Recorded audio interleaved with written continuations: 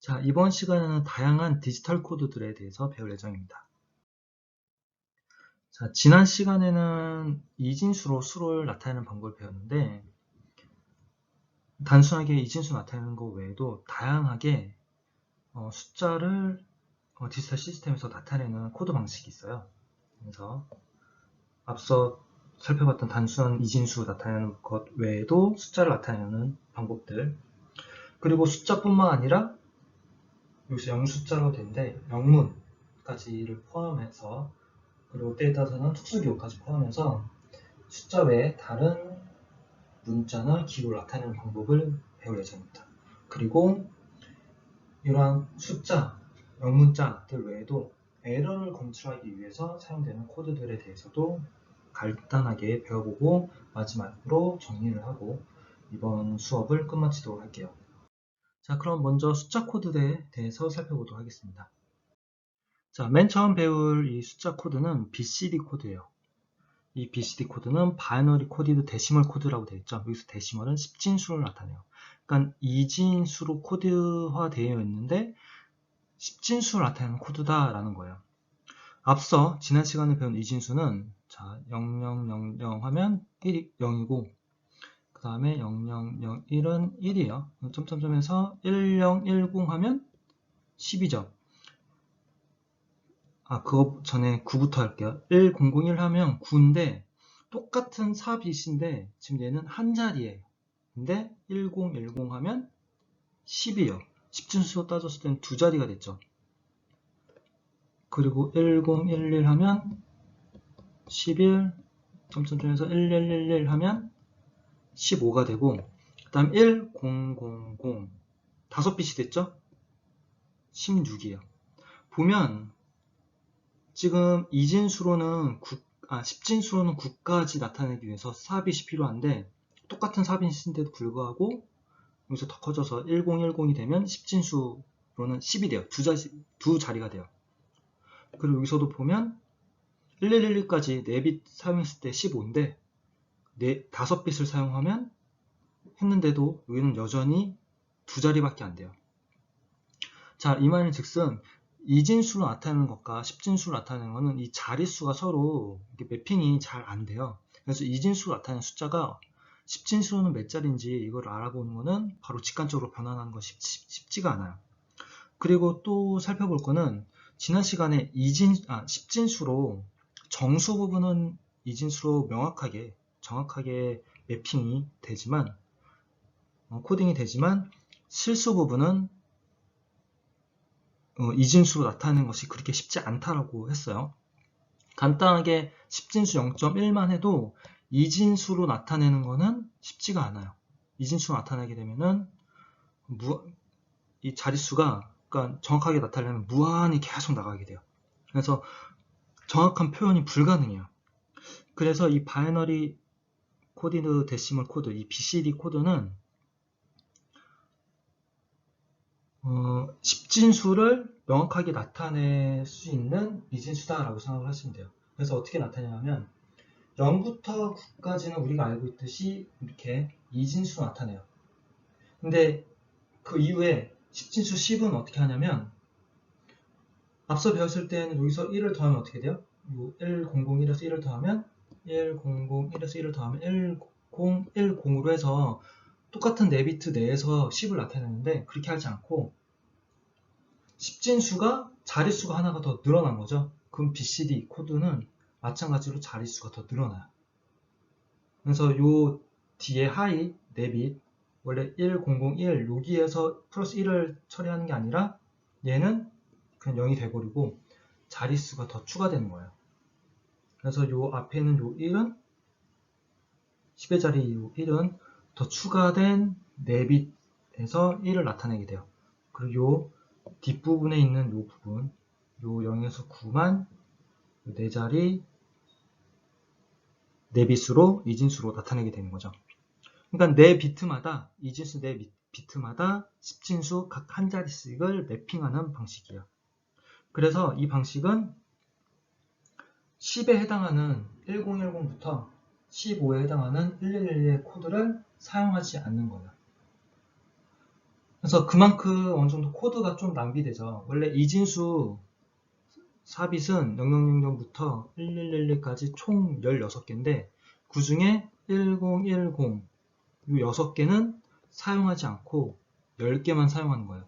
그래서 4비트가 나타낼 수 있는 건 총 16가지인데 그 중에서 10개만 나타내게 되고 6개를 사용하지 않으니까 좀 낭비되는 부분이 있긴 하지만 BCD 코드는 10진수 각 자리가 요 각 4비트하고 매핑이 되기 때문에 자릿수가 바로바로 이게 BCD 코드를 보면 이게 10진수로 바뀌었을 때 몇을 나타내는지 바로바로 쉽게 매핑하는 것이 가능해요. 여기서도 예를 보면 196이다 하면은 이거를 이진수로 바꾸는 방법은 196을 2로 나누고 2로 나누고 2로 나누고 이 방법, 이 과정들을 쭉 해야 되는데 이렇게 196이 있으면 각 자릿수가 4빗 BCD가 되는 거예요. 그러니까 1은 바로 4비트 이진수 1로 바꿔주면 되고 9는 4비트 1001로 바꿔주면 되고 6은 4비트 0110으로 바로바로 변환이 가능해요.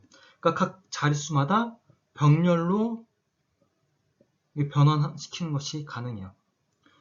그래서 훨씬 더 변환하거나 하는 것이 더 간단하죠.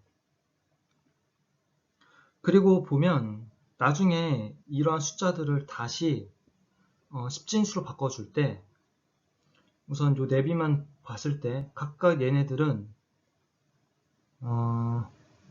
자, 요 뒤에 있는 숫자만 갖고 올게요. 0, 1, 1, 0 얘를 10진수로 바꿔줄 때 지금 얘는 6으로 바뀌게 되는데 요 각 자리에 있는 숫자들은 맨 뒤에 있는 자리는 1, 그 다음 얘는 2, 얘는 4, 얘는 8을 곱해주면 요 전체 숫자가 지금 6이 나오는 거죠. 요 4하고 2에 해당하는 것만 지금 1이라서 얘를 더해주면 6이 나와요. 그래서 각 자리에 있는 숫자들이 2의 지수승의 그 가중치를 가지고 있어요.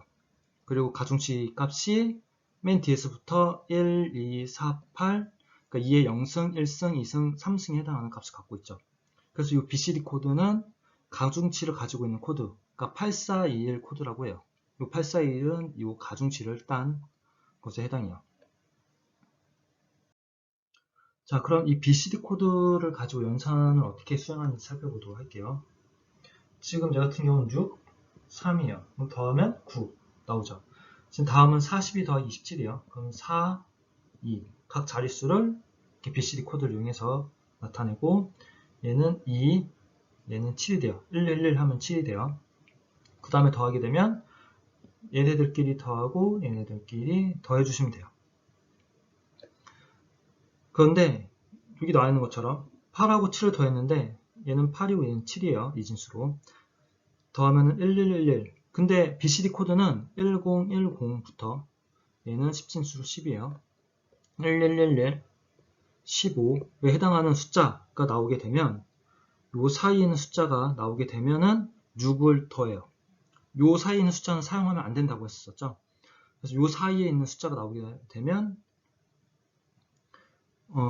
6을 더해가지고 6을 더하게 되면 어떻게 돼요? 여기 캐리가 발생하죠. 6을 더하면 요 아랫부분은 이렇게 5가 돼요. 그래서 15가 나온다는 것을 확인할 수가 있어요. 그래서 계산 결과가 BC 코드 범위, 즉 9를 초과한다 싶으면 6을 더 더해주게 돼요. 그래서 그만큼 단순한 이진수에 비해서 이러한 단점이 있어요. 그러니까 그냥 이진수와 비교했을 때 BCD는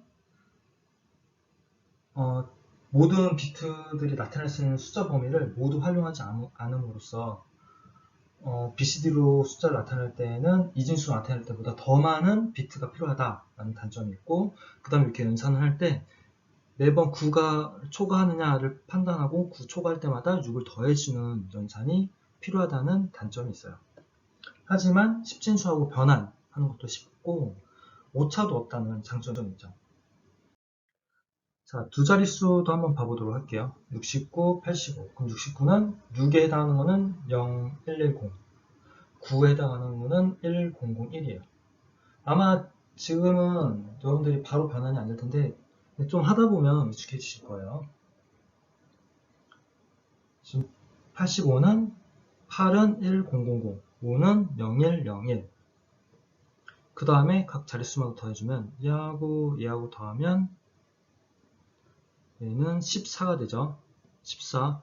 우선 더한 값이 10진수 두 자리가 됐다는 것 자체가 오버플로우가 발생한 거죠.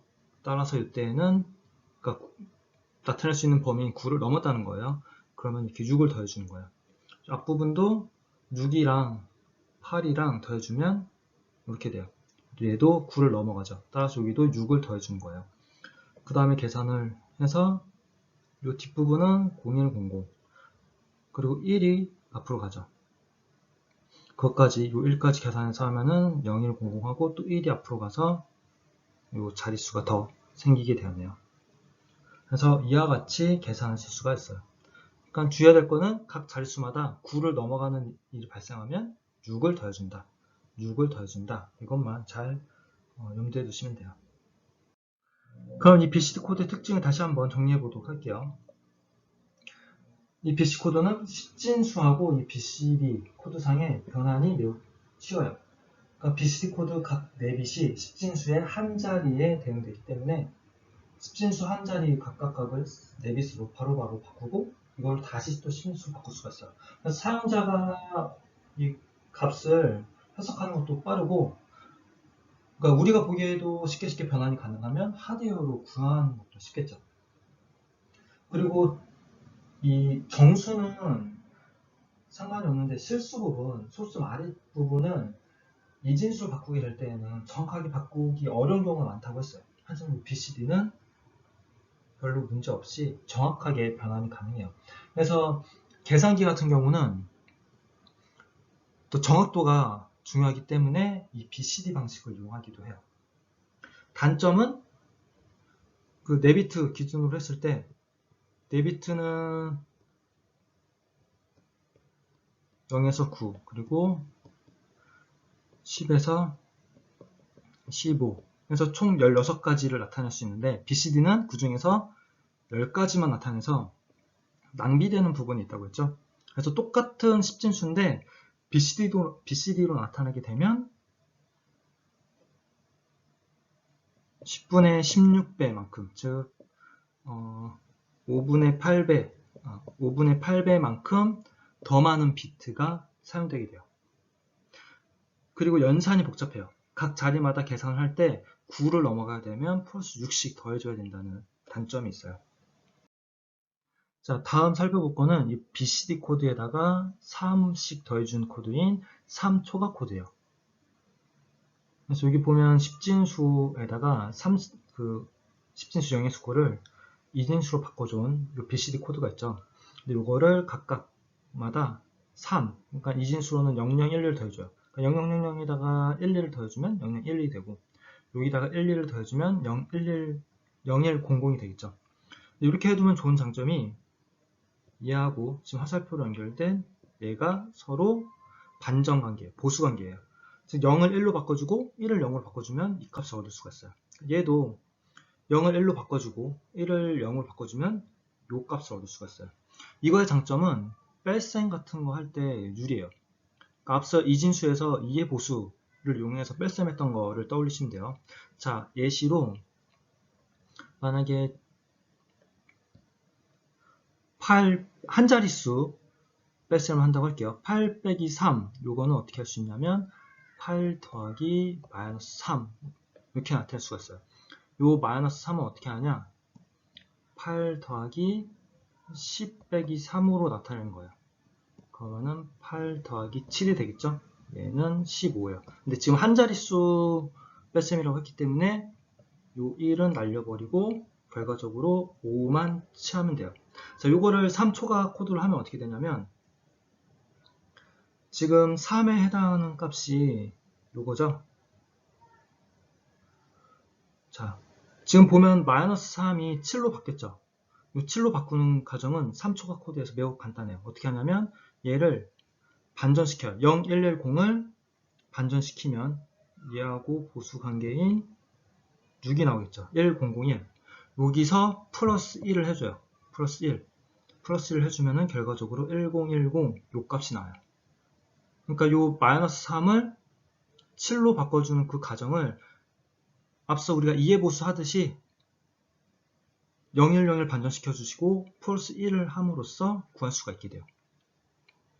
그래서 이렇게 보수 관계에 있으면 뺄셈에 활용하기가 좋아요. 그러니까 반전시키고 플러스 1을 해주는 걸 이용해서 뺄셈을 할 수가 있어서 뺄셈기를 구하는데 매우 유리한 장점이 있죠.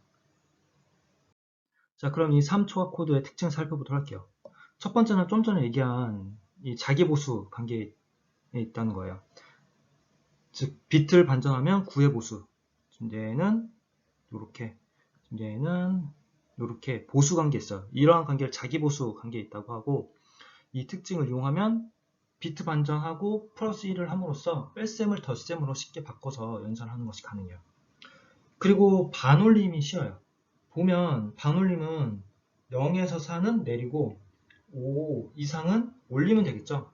근데 5 이상의 숫자들은 보면 맨 앞이 1이에요. 따라서 요 맨 앞에 있는 1만 보고 지금 반올림 하면 되겠다 안 되겠다 하는 거를 쉽게 판단할 수가 있어요. 그리고 보면 모든 비트가 0이 되는 경우는 없죠. 가장 낮은 값 0을 나타내는 값이 바로 0011이에요. 그래서 이것을 이용해서 어떻게 할 수 있냐면 이 3초각 코드를 쓰다가 갑자기 모든 신호가 만약에 0이 됐다 싶으면 이거는 이상 상황이에요. 정상적인 상황에서는 전체 내 빛이 0이 되는 경우가 없어요. 그래서 만약에 모든 빛이 0이 됐다, 각 자리를 나타내는 내 비트들이 0이 되는 경우가 생긴다 그러면 단선이 됐다든가 등의 뭔가 이상 상황임을 알아낼 수가 있어요. 그래서 이러한 장점이 있어서 BCD 코드 대신에 3초각 코드가 사용되기도 해요. 그러면 지금까지 살펴본 코드 외에도 다양한 코드들 살펴보도록 할게요. 지금 맨 처음 살펴볼 거는 앞서 봤던 이 BCD 코드 다시 정리하고 넘어가도록 할게요. 이 10진수 0에서 9는 BCD 코드로, 그러니까 0에서 9를 그냥 이진수로 바꿔준 거죠. 그리고 보면 이 각 자릿수의 가중치가 8421이에요. 그래서 이거를 8421 코드라고 해요. 그래서 각 자릿수마다 맨 뒤에 있는 거는 1을 곱해주고, 그 다음에 요 두 번째 요 숫자들은 2를 곱해주고, 그리고 요 세 번째 숫자들은 4를 곱해주고, 맨 앞에 있는 숫자들은 8을 곱해주고 있어요. 그래서 8421, 각 자리마다 곱해주는 숫자가 8421이에요. 그렇게 해서 10진수를 계산할 수가 있죠. 그리고 이 8421 코드는 자기 보수 성질이 없어요. 반전한다고 해서 이렇게 값을 얻을 수가 없어요.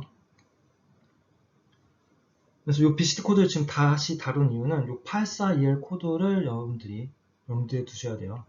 이 부분이 달라진 코드들을 이제 살펴볼 예정이에요.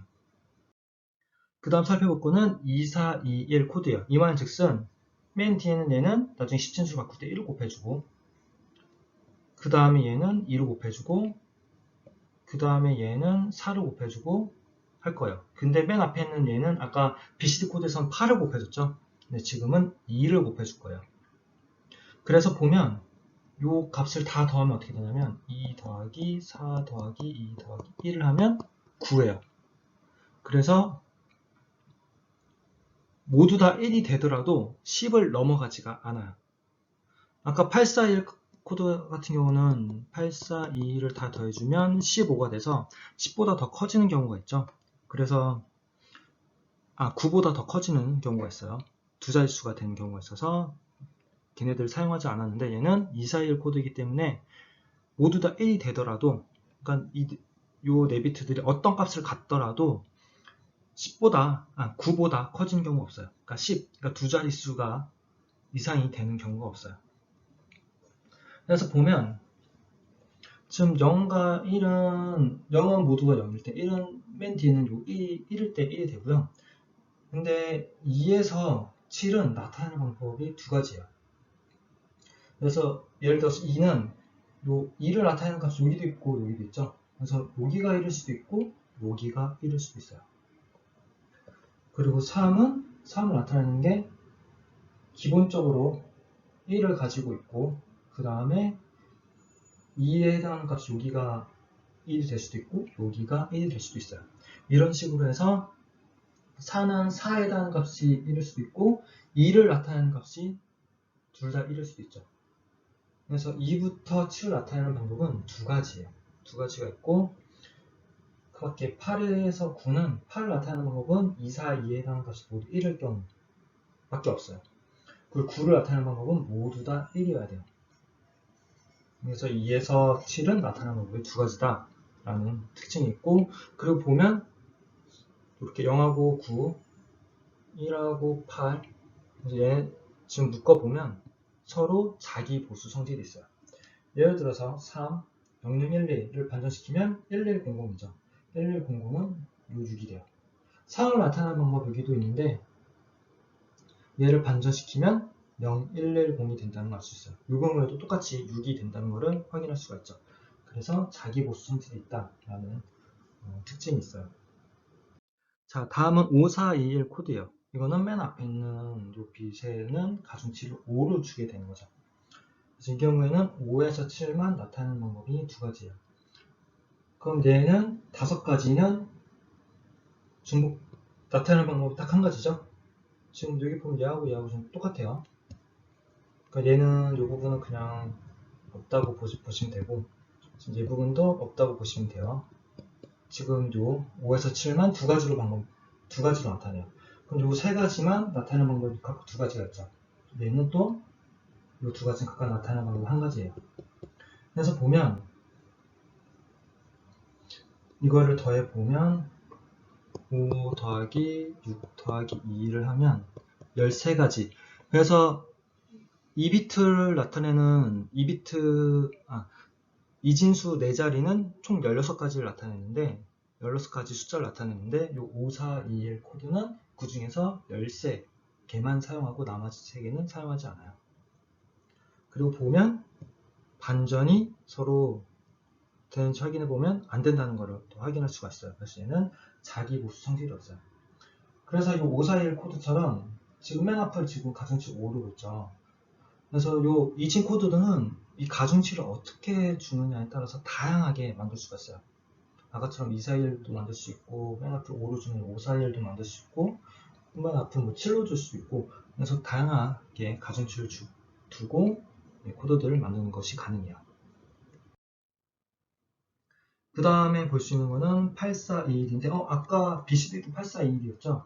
여기서 주어야 될 거는 8421에서 이 2하고 1 부분은 마이너스 2, 마이너스 1이에요. 그래서 84, 마이너스 2, 8, 마이너스 1이에요. 또는 이렇게 마이너스로 값을 표현할 때는 이 위에다가 이렇게 바를 이렇게 올리기도 해요. 그러면 이 2가 마이너스 2, 마이너스 1을 나타내는 거예요.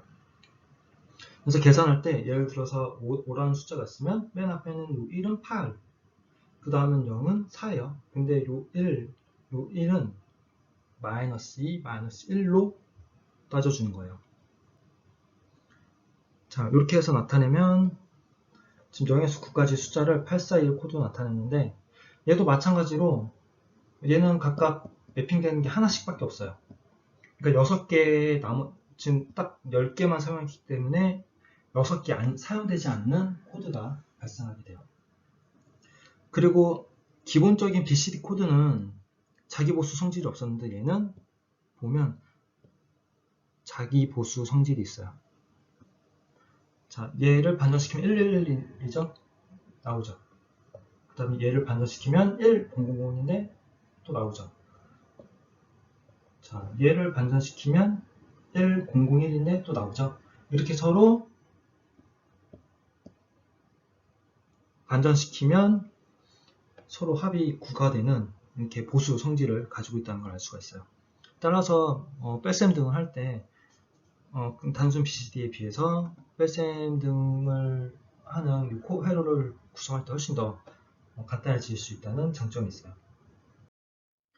이 다음은 이 비가중치 코드에 대해서 살펴보도록 할게요.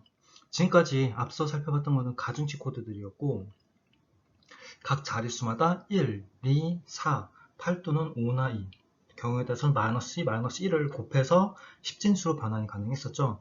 근데 이렇게 각 자리에 1이 있을 때 1에다가 곱하는 가중치 값이 있는 코드들을 가중치 코드라고 하고, 지금부터 살펴볼 코드들은 그런 가중치가 없는 코드들이에요. 그래서 3 초과 코드는 앞서 배운 거였죠. 이 3 초과 코드는 가중치 코드인 BCD 코드에다가 플러스 3씩 코드인데, 엄밀히 따지면 이 3 초과 코드는 각 자리에다가 어떤 가중치 값을 얻어서 바로 얻어지는 값이 아니기 때문에 가중치 코드에는 포함되지 않고 비가중치 코드에 포함된다고 할 수가 있어요. 그리고 이 앞서 살펴봤던 가중치 코드는 연산에 주로 많이 활용되나, 꼭 연산이 아니더라도 뭐 카운팅을 한다든가 할 때에는 지금 배울 다양한 비가중치 코드들이 사용될 수가 있어요. 지금 5중 이 코드는 2 out of 5 코드인데, 이거는 5bit씩 사용을 해요. 5bit씩 사용을 하는데, 그러니까 10진수 0에서 9를 나타내는데 5bit을 사용하는데, 그 중에 1인 애들은 2비트밖에 없어요. 2비트씩만 1인 거를 확인할 수가 있어요. 그래서 이거의 장점은, 만약에 오류가 발생하게 되면 1의 개수가 달라지겠죠. 그래서 오류가 발생하는 상황을 쉽게 판단할 수 있다는 장점이 있어요. 그래서 0부터 9를 카운팅을 해주는데, 그 중에서 0부터 9까지 카운팅을 할 때 5bit을 사용하는데, 그 중에서 1은 항상 2개다 라는 특징이 있는 게 요 5중 이 코드예요. 그 다음은 요 시프트 카운트, 얘도 지금 보면 5bit을 사용하는데, 보면 0이었을 때는 000인데 1이 하나씩 늘어나는 것을 확인할 수가 있어요. 그 다음에 다시 1이 하나씩 줄어들어서 이와 같은 모양이 되죠. 그래서 얘도 카운팅 같은 걸 할 때 사용되고, 0에서 9까지 나타내는데 5bit이 사용되고, 1이 늘어나고 감소하고 하는 방식으로 되어 있어요. 그 다음에 살펴볼 거는 그레이 코드예요. 이 그레이 코드는 밀접한 바로 이웃한 요 값들끼리 변화를 할 때 1비트씩만 변화한다는 걸 알 수가 있어요. 자, 이 그레이 코드는 다음 장에서 자세히 살펴보도록 할게요. 자, 이 그레이 코드도 이 비가중치 코드에 포함되기 때문에 연산에는 부적당해요. 하지만 연속되는 코드들 간에 하나의 비트씩만 차이가 나서 아날로그 디지털 변환기나 입출력 장치 코드 등에서 사용돼요. 자, 이거를 좀 자세히 살펴보도록 할게요. 자, 0은 이진수로는 뇌죠. 그레이 코드도 0000이에요. 1은 0001, 그레이 코드 0001이에요. 그 다음에 2는 이진 코드로 0010이죠. 근데 이때 보면 1에서 2로 바뀌려면 요 1은 0으로 바뀌어야 되고, 여기 있는 0은 1로 바뀌어야 돼요. 그러니까 2비트가 바뀌었다는 것을 확인할 수가 있어요. 하지만 그레이 코드는 1비트만 바뀌어요. 그래서 여기 0이 1로 이렇게 바뀌게 되죠. 그 다음에 2에서 3으로 갈 때, 이때는 얘도 1비트만 바뀌어요. 자, 변화하는 비트의 개수를 적어볼게요. 얘는 2비트 바뀌고, 얘는 1비트 바뀌어요. 얘는 1비트 바뀌었죠? 여기서 또 1비트만 바뀌어요. 그 다음에 4로 갈 때는 어떻게 될까요? 얘는 1, 1 바뀌고 1도 바뀌어야 돼요. 총 3비트가 바뀌었죠.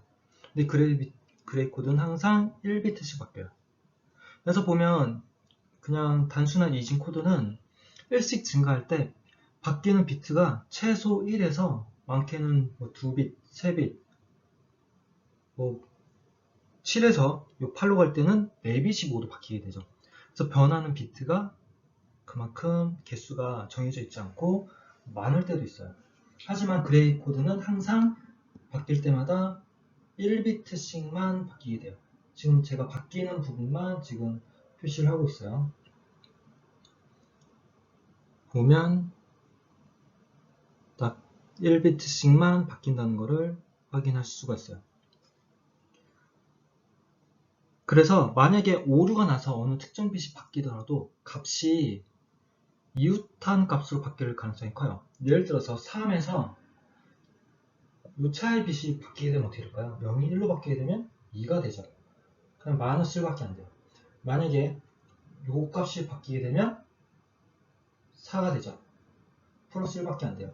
물론 이 맨 앞에 있는 값이 바뀌게 되면 1010이 12네요. 크게 바뀔 수도 있지만 3분의 2 확률로는 플러스 마이너스 1밖에 안 바뀌어요. 그 다음에 예를 들어서 14라고 하는 값이 있을 때 14라고 하는 값 그래코드니까 여기 봐야 되겠죠. 여기서 얘 값이 바뀐다 하면은 1101이죠. 9로 바뀌고, 만약에 요 값이 바뀐다 하면은 13으로 바뀌죠. 그리고 맨 뒤에 있는 값이 바뀌면은 요 값으로 바뀌죠. 그래서 크게 바뀌는 경우도 그래 코드는 있긴 하지만 높은 확률로 바로 옆에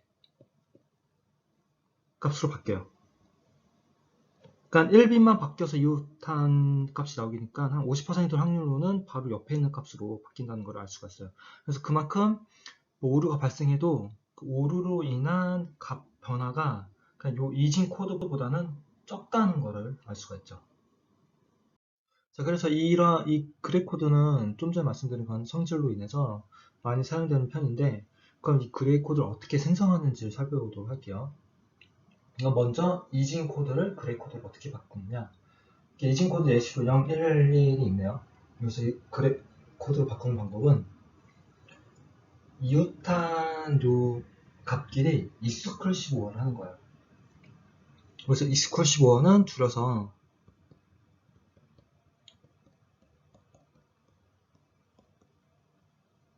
그 베타적으로 우어를 하는 거예요. 우어는 나중에 또 배울 거긴 한데, 우어는 1이 하나라도 있으면 1이 나오는 건데, 여기 보면 익스클루시브, 그러니까 베타적인 우어예요. 그래서 베타적이라는 거는 1이 서로, 그러니까 한쪽에만 있을 때, 그러니까 값이 다를 때만 1이 나오는 거를 익스클루시브 우어, 줄여서 XU어라고 표현을 해요. 이렇게 값이 같을 때에는 0이 나와요. 이렇게 값이 다를 때만 1이 나온다, 이렇게 보시면 돼요. 그래서 이진 코드를 그레이 코드로 바꾸는 방법 다시 살펴보면 맨 앞에 있는 0은 우선 그대로, 맨 앞에 있는 값은 우선 그대로 내려오고요. 그 다음에 이 두 개 값을 익스클루시브 한 값을 적어주시면 돼요. 그러면 0하고 1은 다르니까 1이에요. 그 다음에 11 같죠. 그 다음에 11 같죠. 그러니까 0이에요. 그러니까 같을 때만 이렇게 값이 내려와요. 그 다음에 그레이 코드를 다시 이진 코드로 바꿔주는 방법은 얘도 마찬가지로 맨 처음에 있는 값은 그냥 그대로 내려와요. 내려오고 그 다음에 이 내려온 값하고 얘하고를 서로 보는 거예요. 같으면 0, 다르면 1. 여기서 또 익스클루시브 1을 하죠. 그래서 요렇게 다르니까 1이에요. 그 다음에 요렇게 다르니까 1이에요. 그 다음에 요렇게 다르니까 1이에요. 자, 이와 같은 방법으로 나타낼 수가 있어요. 자, 지금까지는 숫자들에 관련된 코드를 봤고, 그 다음은 영문자까지 나타낼 수 있는, 그리고 경우에 따라서 특수기호까지 나타낼 수 있는 영숫자 코드, 그러니까 영문자와 숫자들을 포함해서 나타낼 수 있는 코드를 살펴보도록 할게요. 자, 맨 처음 살펴볼 거는 이 ASCII 코드예요. 이거는 미국에서 제정한 표준으로 총 128가지의 문자를 표현할 수가 있어요. 그러니까 문자, 숫자, 그리고 특수 기호들을 표시를 하게 되죠. 지금 128은 2의 7승에 해당해요. 그래서 0000000 이진수로 10진수는 0, 이거부터 1111111 이진수로 이거는 10진수로는 127까지죠. 그래서 7비트로 128가지 문자를 표현을 하게 되고, 그래서 지금 보면 7비트가 앞에 3개는 존 비트, 뒤에 4개는 디지털 빛으로, 디짓 빛으로 나눠져 있죠. 그래서 보면 이렇게 앞에 존 빛이 여기가 011, 즉 3일 때에는 숫자를 나타내는 문자가 들어가게 되고, 그 다음에 여기가 4부터 5죠. 100은 4, 101은 5죠. 앞에 3빛이 4에서 5인 경우에는 영문자, 대문자를 나타내고, 그 다음에 6, 7인 경우, 6하고 7인 경우에는 소문자를 나타내게 돼요. 그리고 나머지 부분에는 다양한 특수기호, 특수문자들이 들어가게 되죠. 한번 자세히 살펴보도록 할게요. 자, 보면 지금 뒤에 4빛, 이 디짓빛은 4빛이기 때문에 16진수로 나타내면 0부터 F로 나타낼 수가 있어요. 그리고 앞에 존빛은 3빛이죠. 이거는 0부터 7로 나타낼 수가 있죠. 그래서 아까 3에 해당하는 부분은 0부터 9까지라고 했죠. 요 0은 숫자 0이 아니라 문자 0이에요. 문자 0, 1, 2, 3, 4, 5, 6, 7, 8, 9요. 그러니까 숫자 0은 이진수로 바꾸면 0, 0, 0, 0 이렇게 표현할 수가 있겠죠. 7빛이면은 3개 더 붙여서 이렇게 해요. 하지만 얘는 문자 0이라서 지금 보면 3, 0이죠. 16진수 3, 0이란 거예요. 얘는 0, 1, 1, 0, 0, 0, 0이에요. 나타내는 방식이 달라요. 얘는 숫자 0을 7빛으로 나타낸 거고, 이 아래쪽은 아스키 코드로 문자 0을 나타낸 거예요. 그러니까 똑같은, 우리가 봤을 땐 0이지만 이거 숫자 0이냐 아니면 아스키 코드 상에서의 문자 0이냐에 따라서 그걸 나타내는 이진수 값이 달라지게 돼요. 그러니까 이거를 주의를 해주셔야 돼요. 그래서 존 빛이 3인 때에는 숫자를 나타내는 문자들이 포함되어 있고, 그 밖에 뭐 특수 기호도 또 있고, 그 다음에 4에서 5는 여기서부터 요렇게 해서 대문자가 있네요. 그리고 요렇게 해서 또 소문자가 또 있어요. 6에서 7은 소문자가 돼요. 그 밖에 다양한 기호를 나타내는 값들, 산수를 연산하기 위한 것들도 있고, 다양한 기호들이 있죠. 뭐 가로도 있고, 달러 표시도 있고, 그러고 보면 특수문자 같은 것도 있어요. 이게 보면 이 탭이 있죠. 여러분들 C에서 탭으로 사용하는 요거 있죠? 그게 바로 요거예요. 그래서 얘를 만약에 여러분들이 인쇄를 해보시면 프린트 F 해서 프린트 F하고 %x 콤마, 자, 요런 식으로 해서 요 탭에 해당하는 값을 이렇게 숫자인데 16진수로 인쇄를 해보시면, 여기 보면 아스키 코드 상에서 0, 9죠. 그래서 얘는 여러분들 인쇄해보시면 9라고 나오는 거를 확인해 볼 수가 있어요. 그러니까 탭이라고 하는 것도 아스키 코드 상에서 요 0, 9에 해당하는 문자에 해당하는 거죠. 자, 아까 좀 전에 살펴봤던 거는 표준 아스키 코드라서 7비트로 나타내는 거예요. 근데 여기 보니까 8에서 F가 있죠. 8에서 F는 4빛이 필요해요. 4빛. 아까 아스키 코드표는 요 디짓빛의 4빛이고 종빛은 3빛이었죠. 근데 우리가 일반적으로 데이터를 저장하는 최소 단위는 바이트라고 했어요. 바이트 단위로 여러분들 하드디스크나 메모리나 그런 곳에 데이터가 저장이 되는데, 근데 기본적인 최소 저장 단위가 바이트예요. 근데 바이트는 8빛이에요. 그러니까 아스키 코드, 기본 아스키 코드는 7빛이기 때문에 7빛 데이터를 저장하게 되면 나머지 1빛이 남죠. 그러니까 그 1빛까지 더 활용하는 것이 요 확장 아스키 코드표예요. 그러니까 존빗이, 표준 아스키 코드는 0에서 7인데 표준 아스키 코드는 존빗이 표준은 0에서 7이에요. 그래서 이거는 3비트만 사용하는데, 이 확장에서는 어차피 1빛 남으니까 4빛으로 활용하겠다는 거예요. 그럼 확장을 하게 되면 8에서 이렇게 F까지 나타내는 것이 가능해요. 그러니까 얘까지 포함해서 얘네 전체를 4빛으로 나타내는 거죠. 그래서 확장까지 포함하면 맨 앞이 0에서 F까지 나타내서 지금 128가지를 더 나타낼 수가 있어요. 그래서 보면 이런 선을 나타내는 것들도 있고, 뭐 알파, 베타 같은 이런 글자들도 있고, 지금 보면 다양한 글자들이 더 추가됐다는 것을 확인하실 수가 있어요. 다음 살펴볼 거는 표준 BCD 코드예요. 앞서 살펴봤던 BCD 코드는 10진수 한 자리를 4비트 BCD 코드로 나타낼 수 있다고 했었는데, 그 4비트에다가 2빛을 더 추가하는 거예요. 이 4빛에다가 2빛을 더 추가해가지고 문자까지 표현하도록 한 거예요. 그러니까 총 6비트이기 때문에 64가지, 2의 6승이 64예요. 그래서 64가지의 문자까지 표현할 수 있는 코드죠. 그래서 우리가 앞서 살펴봤던 0에서 9는 그냥 그대로 활용해요. 그래서 이 존빗이 00일 때에는 0에서 9예요. 0에서 9의 숫자를 나타내요. 그래서 아까 ASCII 코드 같은 경우는 문자 0에 해당하는 값이 16진수로 30에 해당했는데 이 BCD 코드는 숫자 0에 해당하는 것이 그냥 00이에요. 16진수로 01이면 16진수 01이면 그냥 숫자 1이에요.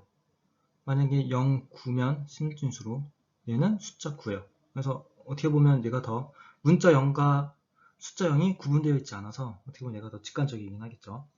그리고 이 존빗이 11일 때, 10일 때, 01일 때에 영문자들이 포함되어 있어요. 그리고 그 나머지 보면 여기서도 보면 1부터 9까지만 쓰고 1부터 9까지만 쓰고 얘는 2부터 9까지만 써요. 그러면 요 남는 값들이 있겠죠. 여기서도 0에서 9까지만 쓰니까 여기서도 남는 비트들이 있어요. 비트 표현법들이 있어요. 걔네들은 특수 문자나 기타 문자를 나타낼 때 또 사용을 하게 돼요. 자세히 한번 살펴보면 자 이렇게 돼요. 자 뒤에 내 코드가 요 841 코드 BC 코드를 따르고 요 앞이 1일일 때는 A부터 I까지 맨 앞이 101일 때에는 지금 J부터 R까지 그리고 01일 때에는 S부터 G까지 나타내고 그 다음에 맨 앞이 00일 때에는 앞서 우리가 살펴봤던 그 BCD 코드 그냥 그대로 이 부분은 그냥 이 숫자들을 그대로 옮겨둔 것에 해당하죠. 그리고 요 0만 조금 차이가 있어요. 0만 1010으로 나온다는 차이점이 있고 그리고 나머지 보면은 00인 경우도 있고 01인 경우도 있고 10, 11인 경우도 있죠. 그 중에서 여기서 사용되지 않은 나머지 것들을 이용을 해서 좀 문자들도 표현을 할 수가 있어요. 자, 그 다음은 요 BCD 코드를 더 확장한 거예요. 지금 보면 바이너리 코디드 데시멀 코드 하면 이게 바로 BCD 코드예요. 근데 거기에 extended라고 하는 것이 더 추가되어 있죠. 그래서 이거는 IBM에서 개발을 했고 보면은 BCD 코드 같은 아까 봤던 표준 BCD 코드 같은 경우는 그 기본 BCD 코드에서 2빗만 더 추가를 했는데 얘는 더 4빗이 더 추가되어 있어요. 그래가지고 통신용 제어 코드나 특수문자 그리고 앞서 봤던 표준 BCD 코드는 소문자는 빠져 있었는데 이 소문자도 더 추가를 할 수가 있죠. 그래서 이 코드표를 보면 지금 0부터 9까지를 나타내는 거는 이 앞에 존 빛이 F일 때 0부터 9까지 나타내게 되고 여기서 8, 9A는 소문자 C부터 E까지는 대문자를 나타내고 그 밖에 이런 다양한 특수 기호나 통신용, 통신 제어용 코드들이 들어가게 돼요. 자, 지금까지 살펴봤던 코드는 문자를 나타낼 수 있긴 하지만 한계가 있어요. 어떤 한계가 있냐면 알파벳만 나타낼 수가 있어요. 자, 하지만 우리는 한글을 쓰잖아요. 근데 이 한글은 좀 아스키 코드나 앞서 살펴봤던 코드들로 나타낼 수가 없어요. 근데 지금 같은 시대에서 또 알파벳만 쓰는 게 아니라 영어만 쓰는 게 아니라 다양한 나라에서 인터넷 쓰고 컴퓨터 쓰고 하잖아요. 그러면은 각 나라에서 본인의 이 각국의 그 언어를 표현하기 위해서는 이를 표현하기 위한 방법이 필요해요. 그래서 나온 게 유니코드예요. 그래서 다양한 언어의 문자를 포함하고 10만 개 이상의 문자를 표현할 수 있어요. 그러니까 유럽이나 중동이나 아시아 그리고 특히 한자는 매우 많죠. 그래서 많은 수의 한자까지 포함해서 포함된 것이 바로 유니코드예요. 그 외에 구두 표시라든지 수학적인 기호라든지 전문 기호, 기하학적인 모양 등등이 포함되어 있어요. 그래서 이 유니코드를 나타내는 방식은 종류가 몇 비트를 사용하느냐에 따라서 그러니까 한 글자를 나타내는데 몇 비트를 사용하느냐에 따라서 32비트짜리도 있고 16비트, 8비트짜리도 있어요. 그래서 여러분들 메모장 같은 데에서 데이터 저장을 할 때 이거 UTF-8 방식이다 이런 코딩 방식을 지정하는 경우가 있어요. 그래서 UTF-8 방식은 유니코드에서 8빗을 사용하는 코드에 해당하게 돼요. 근데 앞서 봤던 유니코드 외에도 이 한글을 나타내기 위한 또 코딩 방식이 있어요. 그래서 이 한글 코드 한글을 나타내는 코딩 방식은 크게 두 가지로 조합형하고 완성형이 있어요. 이 한글은 초성, 중성, 종성으로 나누지죠. 예를 들어서 요 한이라고 하는 글씨만 봐도 요 자음, 첫 번째 자음, 그리고 모음, 그 다음에 두 번째 자음 이렇게 나눠져요. 그래서 이걸 각각 초성, 중성, 종성인데 각각 그 경우의 수 따져보면 5비트를 이용하면 초성과 중성, 종성을 다 나타낼 수가 있어요. 그래서 이 한글을 이렇게 초성과 중성, 종성으로 나누어서 표현하기 때문에 사실상 모든 한글을 고어까지도 나타낼 수가 있어요. 그리고 보면 이게 5비트씩 사용하기 때문에 총 5 하면 15비트예요. 그러니까 한 바이트로는 못 나타내고 두 바이트를 나타내요. 두 바이트. 한 바이트, 두 바이트.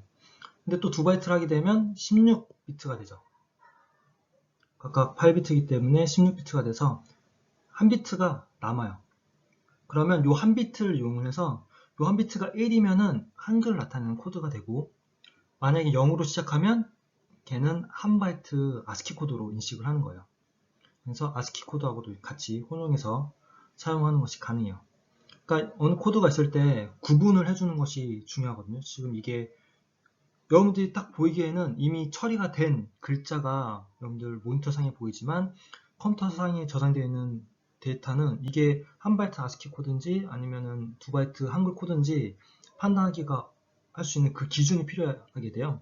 그래서 이 조합형 코드에서는 남는 이 1비트를 이용해서 여기에다가 1을 적어줌으로써 한글 코드다 아니다 하는 것을 구분을 하는 데 사용되죠. 그리고 이 조합형 코드는 초성, 중성, 종성이 나눠져 있기 때문에 조합해가지고 많은 거의 모든 한글을 나타내는 것이 가능해서 고어까지 표현할 수 있다는 장점이 있지만 나는 이 조합형을 사용을 해서 표현을 했는데 다른 프로그램에서 이 조합형을 사용하지 않으면 표현이 안 될 수가 있어요. 그러니까 나는 자유롭게 뭐 옛날 고어까지 표현할 수 있지만 다른 애가 이거를 지원해주지 않으면 표현이 불가능한 상황이 발생할 수 있다. 그래서 내 컴퓨터에서는 잘 보이는데 갑자기 프린트 시키면 프린트가 이거를 인식을 못해서 제대로 글자 표현이 안 된다던가 하는 문제가 발생할 수가 있죠. 그래서 나온 게 완성형이에요. 이거는 1987년도에서 정부가 아예 표준어로 정해버렸어요. 그래서 많이 사용되는 한글을 그냥 1대1로 매핑을 시킨 거예요. 그러니까 한이라고 하는 글자가 있으면 얘는 2바이트 몇, 글이라고 하는 글자는 2바이트에 해당하는 어느 숫자하고 딱 매핑을 시킨 거예요. 그래서 각 글자들을 아예 1대1로 어느 숫자 값하고 매핑을 시켜버리는 거죠. 다만 이 한글은 각각 나타낼 때 한 바이트로는 나타내는 것이 어려워요. 한글을 이렇게 1대1로 매핑하면 가지수가 워낙 많기 때문에 한 바이트는 8비트고 8비트는 256가지 경우밖에 못 나타내요. 근데 이 초성, 중성, 종성으로 조합된 이 한글은 한 글자가 256가지를 훨씬 넘어가기 때문에 한글은 2바이트로 나타내게 되고 조합형에서도 2바이트로 나타냈었죠. 그래서 한글은 2바이트로 나타내게 되고 이 2바이트를 각각 이진수하고 1대1 대응하는 게 바로 완성형이에요. 근데 이 한글 2바이트를 나타낼 때 한글이 2바이트에서 이게 한글 한 글자가 됐는데 이 2바이트를 구성한 각 바이트는 이게 8빛이 되겠죠. 근데 그 중에서 7빛씩만 각각 사용해서 한글 한 글자를 나타내게 되고요. 그럼 7빛씩만 사용하면 이 2바이트 중에서 각각 한 바이트 내에 맨 앞에 있는 요 MSB 이 두 개는 어떻게 하냐? 여기에는 1을 넣어줘요. 1을 넣어줘서 아스키 코드하고 중복되지 않도록. 그래서 데이터들이 있는데 만약에 앞에가 0으로 시작하는 값이 있어요. 그럼 얘는 아스키 코드 문자구나. 만약에 1로 시작해요. 그러면은 두 개를 묶어서 한글 코드구나 이런 식으로 인식을 하도록 해서 아스키 코드하고 중복되는 경우를 방지하게 되죠. 자, 지금까지는 숫자란 영문자나 한글과 같은 숫자, 문자를 표현하는 방법에 대해서 살펴봤고 그 다음은 에러 검출에 사용되는 코드를 살펴보도록 할게요. 자, 이 데이터를 전송하는 과정에서는 이게 오류 같은 게 생겨서 0이 1로 바뀐다든가 1이 0으로 바뀌는 경우가 있어요. 그래서 그런 상황이 발생하면 에러를 정정을 하던가 아니면 오류가 났으니까 다시 보내 라고 알려줘야 돼요.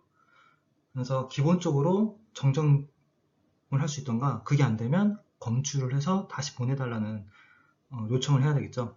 그때 사용하는 것이 요 페리티 비트예요. 그래서 요 페리티 비트는 에러 검사를 하기 위해서 추가적으로 비트를 보내게 되는데 이 추가 비트를 페리티 비트라고 불러요.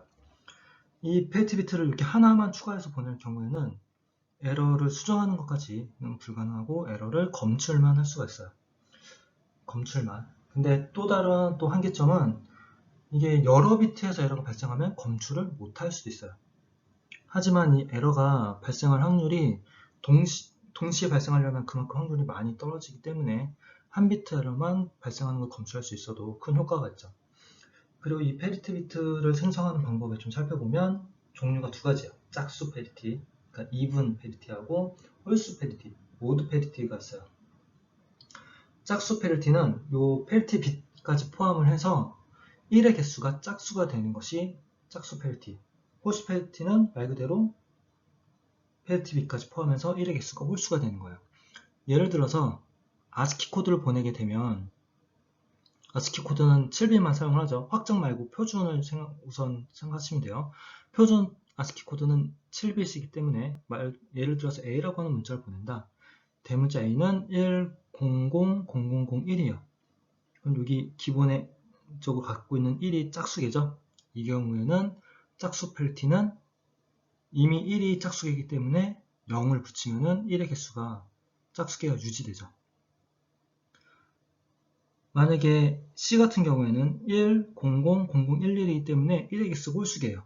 이 경우에는 1을 붙여주면 1이 3개에서 4개로 짝수계가 돼요. 따라서 이 짝수계가 돼서 이 짝수 페리티가 제대로 붙게 되는 거죠. 홀수 페리티는 그와 반대예요. 최종적으로 홀수계가 되도록. 그래서 얘는 지금 짝수계니까 1을 더 붙여주면 1이 홀수계가 되죠. 이런 식으로 해서 짝수 페리티, 홀수 페리티를 붙이게 돼요.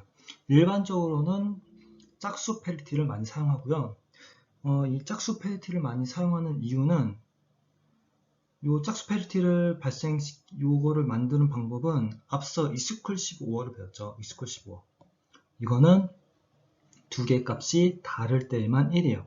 근데 두 개의 값이 아니라 세 개의 값을 이스쿨 15 하면 어떻게 될까요? 세 개의 값. 만약에 000은 우선 두 개씩 짝지어서 한다고 보면 돼요. 두 개에서 비교하면은 00이니까 0이겠죠. 그 결과하고 얘하고 하면은 0이 돼요. 그 다음에 0, 1, 0이면 어떻게 돼요? 두 개 하면은 다르니까 1이죠. 그 1과 0과 하면은 1가 돼요. 근데 이거를 쭉쭉쭉 해보면 결과적으로 1의 개수가 홀수계면 1이 되고요. 그리고 짝수계면 결과가 0이 나와요. 그래서 몇 비트를 익스큐시브5화를 하든 1의 개수가 홀수계면 1, 짝수계면 0이 돼요. 따라서 이 짝수 페리티는 어떻게 하냐면 얘네들을 익스큐시브5 하는 거예요. 지금 얘네들을 익스큐시브 하면 1의 개수가 짝수계죠. 그래서 익스큐시브 하면 그 결과가 0이 돼요.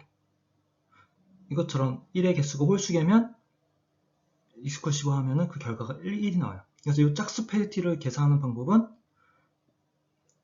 이 데이터 비트들을 그냥 전부 다 익스큐시브 하면은 쉽게 짝수 페리티를 얻을 수가 있어요. 그래서 홀수 페리티보다는 훨씬 더 계산이 편한 짝수 페리티를 많이 사용하는 편이에요. 자, 그럼 이 페리티 비트를 활용해서 통신호를 어떻게 검출하는지 살펴보도록 할게요. 이렇게 7빛, 1부터 7까지 7빛의 데이터를 보낼 일이 있으면 이것들을 페리티 비트 발생기에 넣어가지고 페리티 빛을 만들게 돼요. 그러니까 짝수 페리티면 이 페리티 비트 발생기는 뭐예요? 그냥 익스큐시브5화예요. 그래서 여기까지 포함해서 데이터를 보내게 돼요. 그 받는 측에서는 이 페리티 빛까지 포함을 해서 검출을 시키게 돼요. 근데 사실 이 에러 검출기도 익스큐시브5화예요. 그래서 이때 값이 0이면 에러가 없고 1이면 에러가 있어요. 한번 예시를 들어볼게요.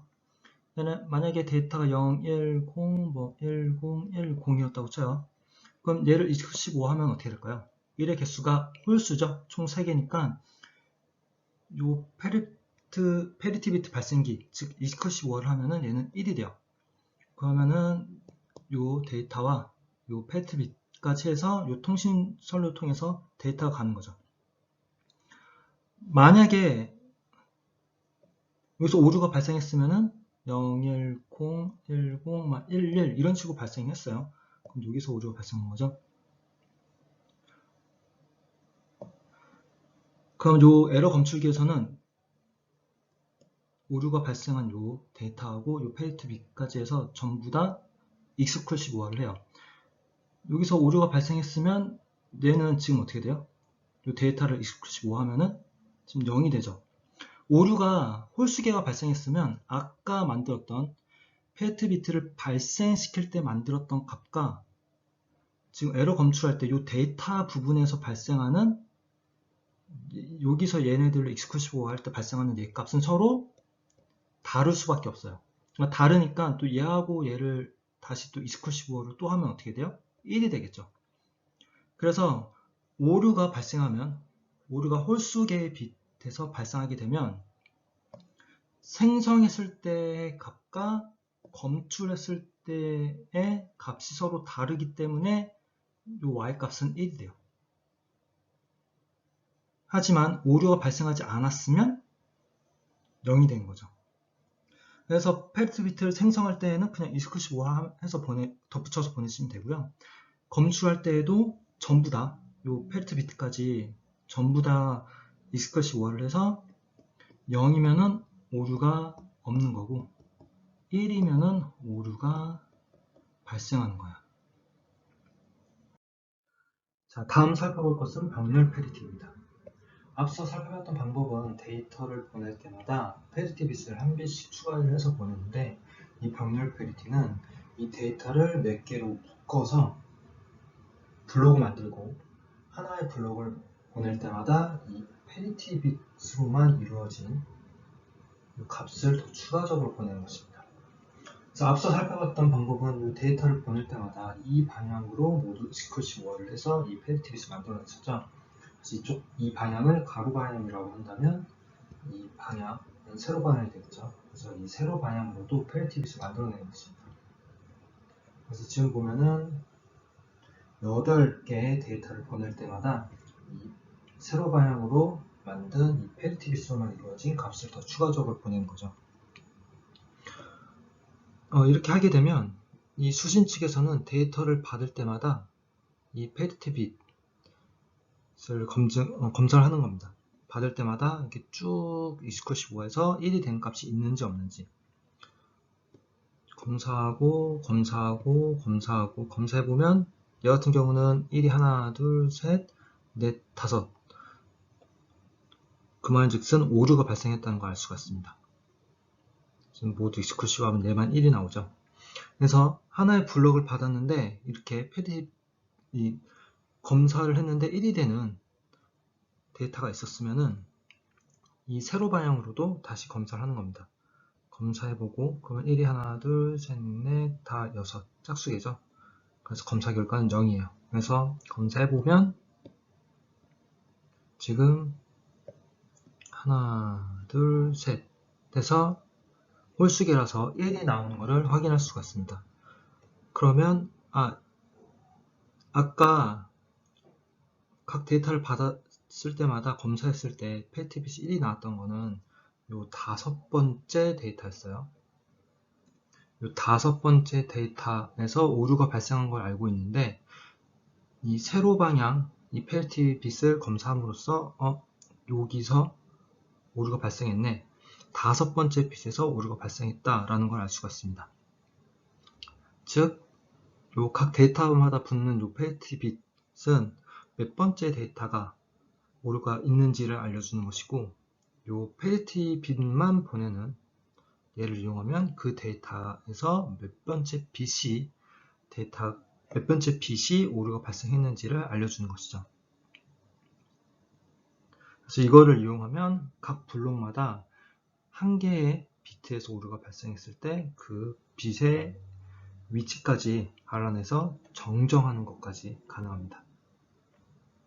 다만 이 방법은 한 비트에서만 오류가 발생했을 때 알아낼 수가 있어요. 예를 들어서 각 데이터를 받을 때마다 오류를 검사했는데 여기서도 오류가 났고 여기서도 오류가 난 거예요. 지금 짝수개 두 개에서 오류가 났죠. 그럼 이걸 검사를 해보면 요 페티 빈만 보내 가지고서 검사를 해보면 위치가 나올 텐데, 위치가 지금 여기가 1, 여기가 1 이런 식으로 나올 수가 있어요. 그러면 겹치는 데는 얘랑 얘랑 겹치는 데는 이렇게 되죠. 그래서 오류가 여기하고 여기일 수도 있고 또는 여기하고 여기일 수가 있어요. 아니면 지금 얘하고 얘가 오류가 났는데 만약에 동일한 위치에서 오류가 발생했으면 요 페리티 빈만 보낸 얘에서는 이상 어느 위치인지 검사가 안 돼요. 이 입장에서는 요렇게 봤을 때에는 짝수개의 위치에서 오류가 발생했기 때문에 검출이 되지가 않아요. 다 오류 검출해보면 다 값이 0000 이렇게 나오게 돼요. 그래서 이 병렬 페티는 각 블록마다 한 개의 오류가 있을 때, 한 개의 오류가 발생했을 때 이를 검출하고 정정까지 가능한 방식이에요. 자, 다음은 이 병렬 페티 bit이 포함되었을 때 전송률을 좀 살펴보도록 할게요. 이 페티 bit은 오류 정정을 하기 위한 코드지 사실상 요 데이터 의미 있는 데이터이진 않아요. 그냥 전송이 끝나면 그냥 버려지게 되는 비트에 해당하죠. 그래서 이 페리티 bit이 많으면 많을수록 전송률은 떨어진다고 볼 수가 있어요. 그래서 예를 들어서 아스키 코드, 아스키 문자를 n개씩 묶어서 블록을 만들어서 병렬 페리티를 부과해서 전송을 하게 되면 효율은 어떻게 되는지 한번 살펴보도록 할게요.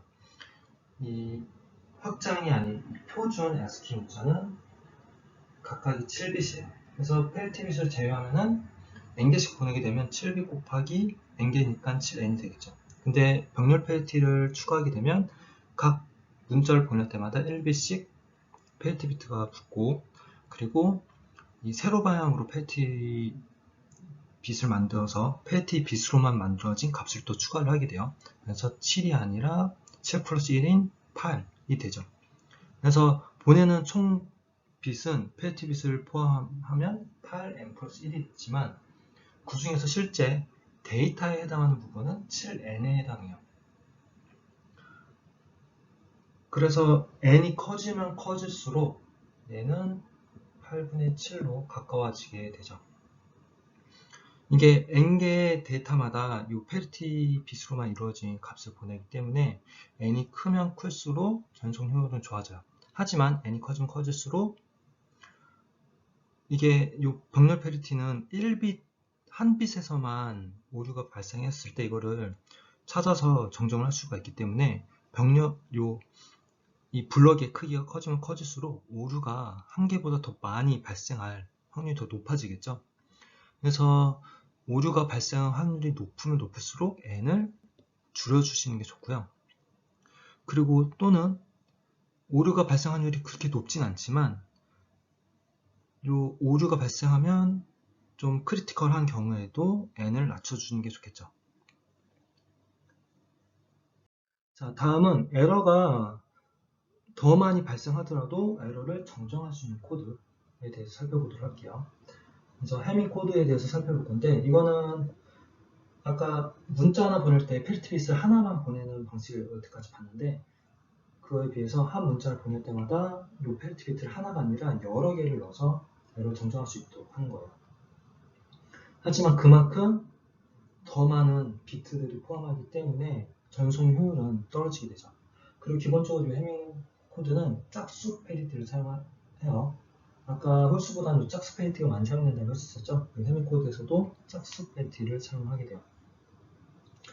그럼 이 에러를 정정하기 위해서 추가적인 비트가 사용됐는데 이 비트를 얼마나 더 사용해야 되는지의 수식은 요거예요. 그래서 이 D는 데이터 비트고요. 이 P는 페리티 비트, 각 데이터마다 몇 비트의 페리티 비트를 사용하면 되느냐를 나타내는 거예요. 그래서 보면 페리티 비트가 4면 요 수식에다 4를 집어넣으면 이렇게 돼요. 4 놓고 4 놓고 여기다 4 놓고 4 놓고 하면 결과적으로 요 수식 D는 5에서 11. 그러니까 즉 페리티 비트를 4비트를 사용하게 되면 데이터는 5빛에서 11비트면은 충분히 에러가 나도 정정할 수 있다라는 거예요. 그래서 우리가 문자 한 글자를 보낼 때 아스키 코드나 아니면 한 바이트는 보낼 때에는 7에서 8비트에 해당하죠.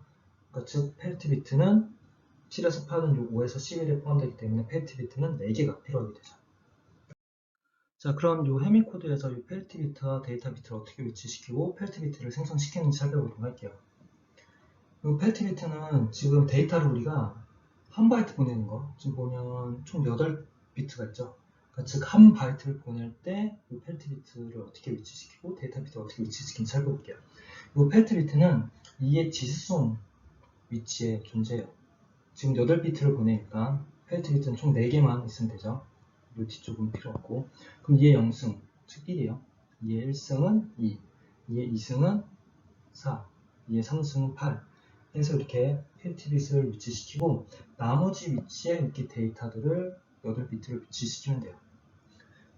그 다음에 이 페리티 비트를 계산하는 방법은 비트 위치를 맨 앞에서부터 1, 2, 3, 4 이렇게 했는데 1, 2, 3, 4 이 비트 위치를 이진수로 적어볼게요. 그럼 0, 0, 0, 1, 0, 0, 10, 0, 0, 11, 0, 1, 0, 0, 0, 1, 0, 1 이런 식으로 되죠.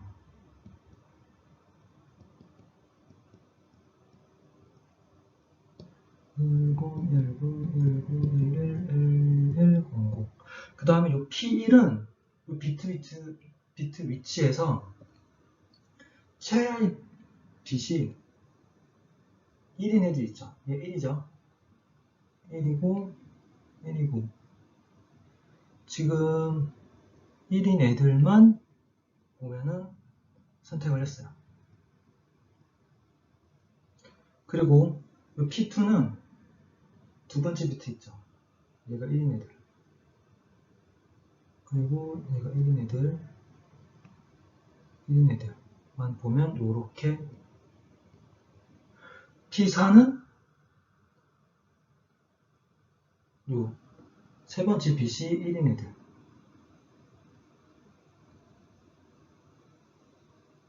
요렇게 선택이 돼요. P8은 또 요 네 번째 빛이 1인 애들은 요 8부터죠. 8, 9, 10, 11, 12.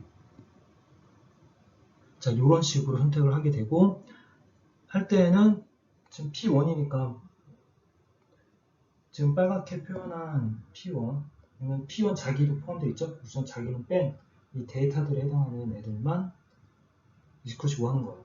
그러면은 D3 있고 그 다음에 D5 있죠. 그 다음에 D7 있고 D9 D11 이런 식으로 하게 된 거죠. 그러면은 P2는 우선 자기 자신을 제외하고 D3 D6 D7 D10 D11 나오고요.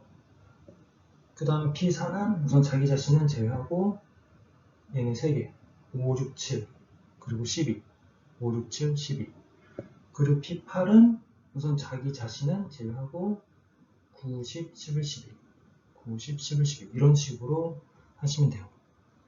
자, 이런 식으로 해서 해밍 코드를 만드실 수가 있어요.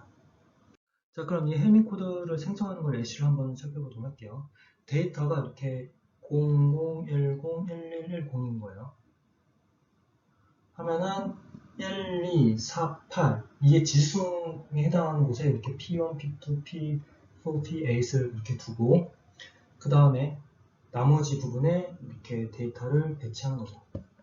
그리고 나머지 부분에 이렇게 데이터를 배치를 해요. 그 다음에 이 P1은 이 비트 위치를 이진수로 했을 때 차의 빛이 1인 거. 즉 홀수죠. 3, 3, 5, 7, 9, 11에 해당하는 것만 이스코 15를 해요. 자, 그러면은 지금 얘는 어떻게 되냐면 3, 얘니까 5, 7, 9, 11.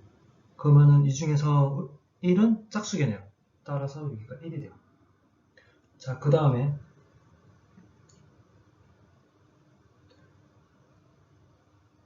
지금 이진수로 바꿨을 때 두 번째 bit이 1인 거. 지금 얘는 뒤에가 10으로 끝나면 11로 끝나죠. 얘도 뒤에가 6이니까 110, 111. 그래서 1이 있고, 그 얘도 10도 10, 10, 10, 11이기 때문에 요 1이 있어요. 자, 얘네들을 선택을 하면 돼요. 또는 여러분들 헷갈리면 아까 P1은 홀수인 애들만 했었죠. 요 P2는 얘네 값을 2로 나눠요. 2로 나눠서 내림을 해요. 2로 나눠서 내림을 했을 때 1인 애들. 2를 1로 나누면, 2를 2로 나누면 1이죠. 3도 2로 나누면 1하고 나머지가 1이에요. 나머지는 그냥 제외시킨 거. 이제 1이죠. 그런 식으로 따지면은 6도 1이고, 7도 1이고, 10도 1이고, 11도 1이에요. 그래서 2로 나눠서 나머지는 제외하고, 아니면 내림을 했을 때 홀수인 애들만 선택하면 돼요. 그러면 거기에 해당하는 애들이 얘가 돼요. 그러면 1이 총 3개 있죠. 따라서 여기가 1이 되는 걸 확인할 수가 있어요. 자, 그 다음에 P4는 비슷한 방법으로 어떻게 하면 되냐. 여기 비트 위치 얘를 이번에는 4로 나누는 거예요. 4로 나눠서 홀수인 애들. 그러면 4, 5, 6, 7은 1이에요. 그리고 12도 1이 돼요. 8, 9, 10, 11은 4로 나누면 2라서 짝수죠? 그래서 얘는 제외하고, 그래서 4, 5, 6, 7하고 12만 따져보는 거예요. 그럼 4, 5, 6, 7, 그럼 P4는 제외한 애들이니까 얘랑 얘가 되죠. 그럼 보면 1이 여기 하나만 있죠? 따라서 P4는 또 1이에요. P8은 이번에는 8로 나누는 거예요. 8로 나눴을 때 1인 애들은 얘네들만 있죠. 따라서 지금 1의 개수가 홀수죠. 따라서 여기는 1이 돼요.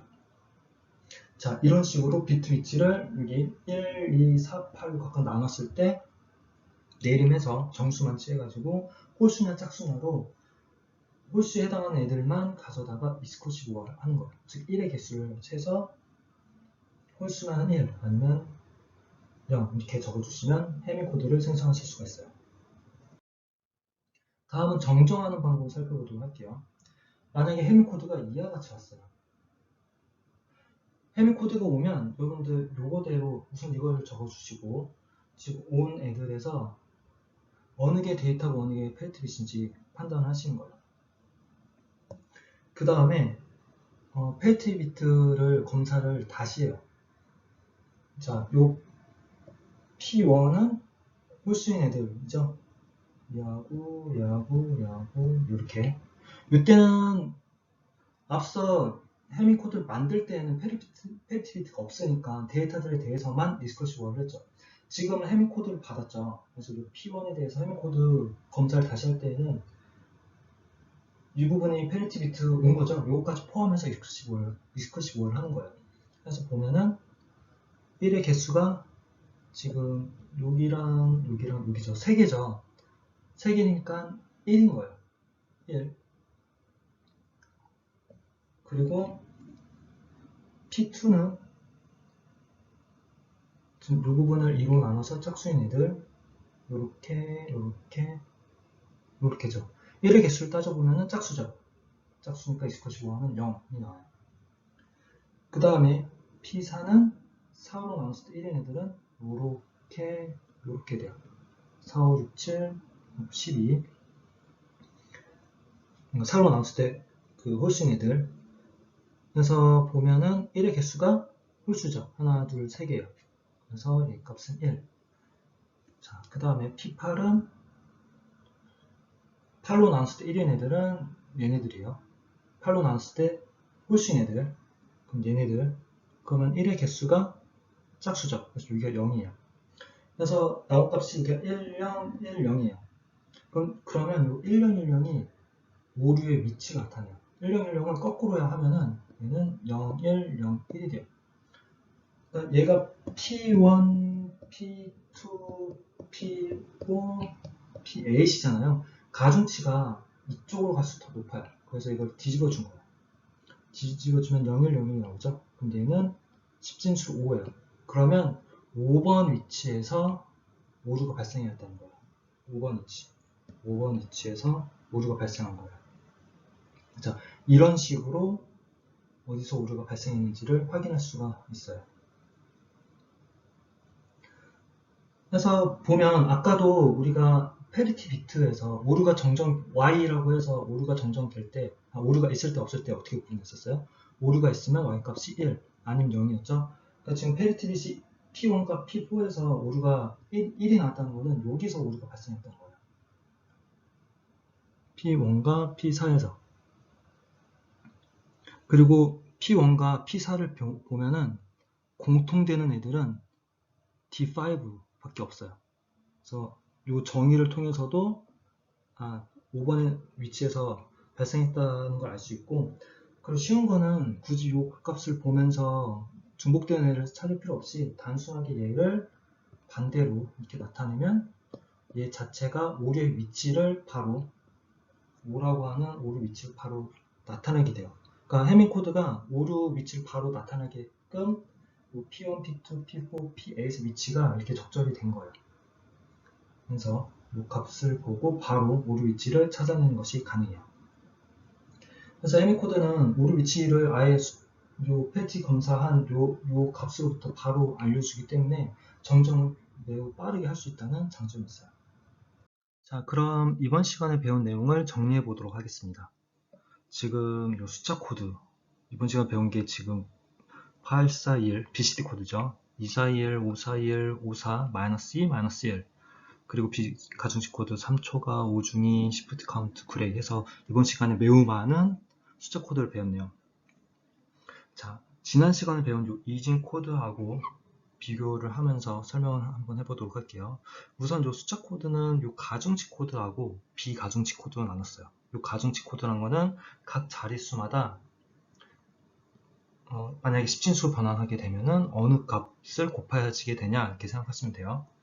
그래서 BCD 코드는 841 코드라서 요 맨 뒤에 있는 값은 10진수 바꿀 때 1을 곱해주게 되고 그 다음 값은 2를, 그 다음 값은 4, 그 다음 값은 8을 곱해지게 되죠. 그래서 사실상 이진 코드는 동일한데 요 BCD 코드는 10에서 15에 해당하는 여기는 요 이진 코드는 사용하지 않고 10진수가 두 자리가 되면 그만큼 자릿수를 더 늘리게 되는 거죠. 그래서 요 6가지 경우는 사용하지 않아요. 그래서 마찬가지로 요 나머지 다른 가중치 코드들도 10진수의 각 자릿수마다 얘는 뒤에 있는 애들이 요 앞에 있는 애는 새로운 자릿수가 생성되면 또 새롭게 4배씩 사용하는 코드들이에요. 근데 지금 이렇게 여러가지 코드가 있는 거는 각 비트마다 주는 가중치가 다른 거죠. 그래서 842는 가중치 코드, 요 BCD 코드고 요 241 코드는 8 대신에 맨 앞에 있는 bit을 2빗 2로 2빗이 아니라 2로 가중치를 주는 거예요. 그래서 보면 지금 4, 2, 1 부분은 똑같아요. 지금 541 코드도 지금 4, 2, 1은 똑같죠. 따라서 요 4일의 영향을 받는 이 부분은 이 세 가지 코드 모두 동일해요. 동일함을 알 수가 있고, 그 다음에 지금 얘는 여기가 2죠. 얘는 여기가 5예요. 8 대신에 2나 5가 사용되고 있죠. 따라서 2의 영향을 받는 애들은 2보다 큰 애들. 그래서 보면 2보다 큰 애들, 얘네들이 얘는 오른쪽에 있는 애는 541 코드는 5보다 큰 애들은 값을 나타내는 방식이 지금 두 가지씩 있어요. 그리고 841 코드는 89는 그냥 이진 코드하고 그냥 동일하고, 그 다음 241 코드는 이 89는 8 이상의 숫자이기 때문에 사실상 여기가 8의 이 비트에 영향을 받는 값들이에요. 근데 요 241 코드나 541 코드는 8 대신에 2랑 5가 사용됐기 때문에 8, 9를 정의하는 방법이 달라지게 되죠. 그래서 다시 정리하면 요 421 부분은 동일하기 때문에 421의 영향을 받는 네 부분은 841이든 241이든 541이든 동일해요. 하지만 맨 앞이 2로 바뀌었기 때문에 8을 나타내는 값이 2로 바뀌고 5로 바뀌었기 때문에 요 8, 9를 나타내는 방법이나 5, 9를 나타내는 방법이 달라지고, 그리고 맨 앞이 2로 바뀌었기 때문에 이 이상의 숫자들은 8, 9를 제외한 이 이상의 숫자들은 나타내는 방법이 두 가지씩, 여기서는 5 이상의 숫자들은 5 이상 그리고 8, 9를 제외한 숫자들은 나타내는 방법이 두 가지씩 나타낼 수가 있게 돼요. 그 다음에 요 84-2, -1 코드는 지금 어디만 달라진 거예요? 요 -2, -1만 달라진 거예요. 84 부분은 요 BCD 코드하고 동일한 가중치를 사용하고 있죠. 그래서 4나 8은 BCD 코드랑 나타내는 방법이 동일하죠.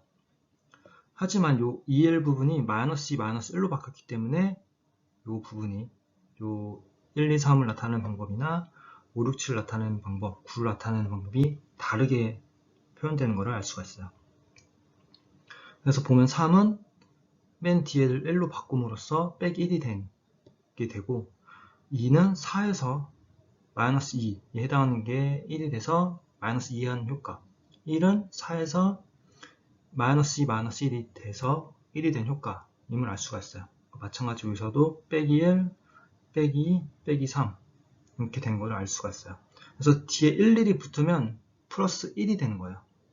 따라서 여기서 플러스 1을 하기 위해서는 뒤에 1, 1, 1이 붙어야 플러스 1이 되죠. 4 빼기 2 빼기 1이 돼서, 그래서 8 기준에서는 1, 1, 1이 붙었음을 알 수가 있어요. 그리고 보면 요 241 코드와 요 84 -2 -1은 지금 0은 9로 1은 8로 요 각 비트들을 반전시키면 이렇게 얻을 수가 있어요. 그래서 이거를 자기 보수 성질이 있다고 얘기를 하고, 이 자기 보수 성질을 이용하면 음의 값을 나타내거나 이 뺄셈 등에 활용하기가 쉽다고 했었어요. 그래서 이진 코드하고 비교했을 때 이런 가중치 코드들은 각 자릿수가 요 10진수의 각 자릿수가 요 4비트씩 대응되기 때문에 변환이 쉬워요. 10진수를 2진수로 변환하는 게 쉬워요. 그리고 특히 요 실수 부분, 예를 들어서 0.1만 해도 10진수 0.1만 해도 2진수로 바꿔주기가 매우 힘들어요. 요 소수점 부분이 계속 무한하게 나가요. 그러니까 정확하게 실수를 표현하기가 어려운데, 요 가중치 코드들은 10진수 한 자리를 각각 요 4비트씩 나타내기 때문에 정확한 표현이 가능해요. 그래서 계산기 등에서는 이러한 가중치 코드가 사용되기도 해요.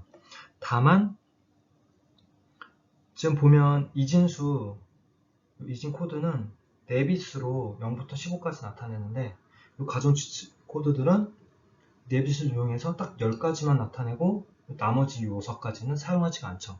따라서 똑같은 10진수를 나타내는데 이진 코드에 비해서 더 많은 비트들이 필요해요.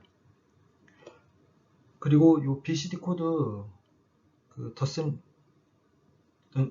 에즈에서도 알 수 있겠지만, 연산을 할 때 더했는데 이 9보다 더 커진 경우가 있으면 자릿수를 올림을 해줘야 돼요. 그 같은 경우에는 6을 더 더한다든가 등의 연산이 더 복잡해지는 그러한 단점이 있어요. 그 다음에 살펴볼 거는 요 비가중치 코드예요. 요 비가중치 코드는 요 각 비트의 값에 대해서 어느 특정한 값을 곱해서 10진수로 변경하는 것이 불가능하죠. 요 3초각 코드는 요 BCD 841 코드에 대해서 각 3씩 더해준 코드고, 사실 요 가중치 코드하고 좀 비슷한 성질이 많죠. 그리고 특히 요 3초각 코드는